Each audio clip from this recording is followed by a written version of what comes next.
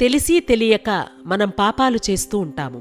చేసిన పాపాలకు పరితపించి ఇక ముందు ఎలాంటి పాపాలను చేయను అని నిర్ణయించుకుని ధర్మంగా సత్ప్రవర్తనతో నడుచుకుంటే అంతకుముందు చేసిన పాపాలు క్రమక్రమంగా తుడిచిపెట్టుకుపోతాయని వేదం తెలియచేస్తోంది అని చెప్పాడు ఇంద్రుడికి బృహస్పతి. ఈ సందర్భంగా ఒక కథ కూడా చెప్పాడిలా. విదిశ అనే పట్టణంలో శివశర్మ అనే విప్రుడు పశ్చాత్తాపం చెంది ధర్మంగా జీవిస్తూ ఉండగా ఆయన కుమారుడు మృతి చెందాడు.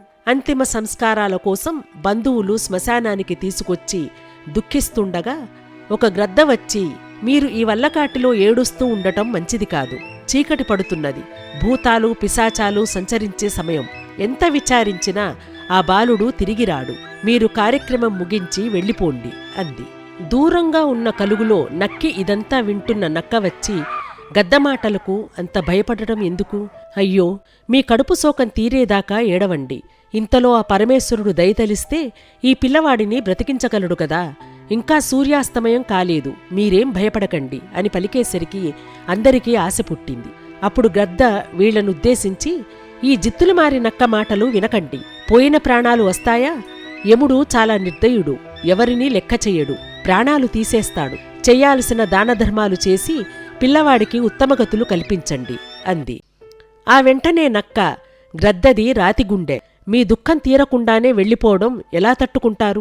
నా వంటి వాళ్లకే కళ్ళు చెమ్మగిల్లుతున్నాయి, నిర్దయగా వెళ్ళకండి, దైవం అనుకూలించి ప్రాణం నిలబడితే సంతోషంగా ఇంటికి వెడతారు కదా అంది. నక్క మాటలకు కోపంతో గద్ద, నేను పుట్టి 1500 ఏండ్లయింది, ఈ సుదీర్ఘకాలంలో మరణించిన జీవి ఎవరూ బ్రతకలేదు, చనిపోయినవారు మరో జన్మ ఎత్తుతారంటారు కాని చనిపోయినవాడు పునర్జీవుడవుతాడా అంది. అప్పుడు నక్క, రాముడు ప్రాణం పోయిన బ్రాహ్మణుడి పుత్రుణ్ణి బ్రతికించలేదా? నారద మహర్షి తన మహిమ చూపి సంజయుడనే రాజకుమారుడికి ప్రాణం పోయలేదా? అలాగే ఈ బాలుడి తల్లిదండ్రులు చేసిన పుణ్యకార్యాల వల్ల ఏ సిద్ధుడో ఏ పుణ్యపురుషుడో మీ పిల్లవానికి ఊపిరిపోయవచ్చు కదా అంటుండగానే సూర్యాస్తమయం అయింది.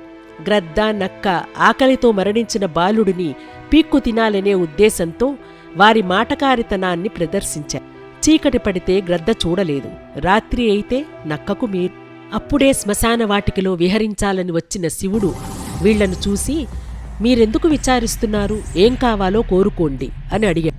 పరమేశ్వరుణ్ణి దర్శించి అంజలి ఘటించి వారు, ఓ దయామయ పరమేశ్వరు, నీవు ఆదిపరాశక్తి పార్వతీదేవి భర్త, దేవతలలో ఉన్నతుడవు, ఈ పిల్లవాని మరణ దుఃఖంతో మమ్మల్ని దయతలిచి మా మొర ఆలకించండి అంటుండగానే పరమశివుడు ఆ పసివానికి ప్రాణం పోసి, ఈ పిల్లవాడు నిండా 100 ఏళ్లు జీవిస్తూ, ఇతని తండ్రిలో వచ్చిన పశ్చాత్తాపం వల్ల, ఆ దంపతులు సంపాదించిన పుణ్యం వల్ల ఇది సాధ్యమైంది అని బాలుణ్ణి ఆశీర్వదించి, మానవుల్లోని ఔన్నత్యాన్ని సత్యశీలతను ధర్మాచరణను చూసి వాళ్ల కన్నీళ్లు తుడవటం దేవతల కడుపే కైలాసం అనుకుని తమ పనులను చక్కపెట్టుకునే నక్క గ్రద్ద వంటి వాళ్ల మాయమాటలను వినకపోవటమనేది తెలివితో కూడిన అంటూ బృహస్పతి కథను ముగించు. ఈ కథ చదివిన వారికి విన్నవారికి ఆయుప్రమాణం పెరగటమే కాక సత్ప్రవర్తన అలవడుతుంది అన్నాడు బృహస్పతి. తల్లిదండ్రులు చేసిన పాపం వల్ల వాళ్ల పిల్లలు కూడా ఆ పాపాల ఫలితాలని పలు విధాలైన కష్టాల రూపంలో, రోగాల రూపంలో అనుభవించటం జరుగుతున్నది ఈ కలికాలంలో. ఇది మహాభారతంలోని ఒక ఉపాఖ్యానం. ఈ వీడియో మీకు నచ్చినట్లయితే లైక్ చేయండి, షేర్ చేయండి, మా ఛానల్ని సబ్స్క్రైబ్ చేయండి.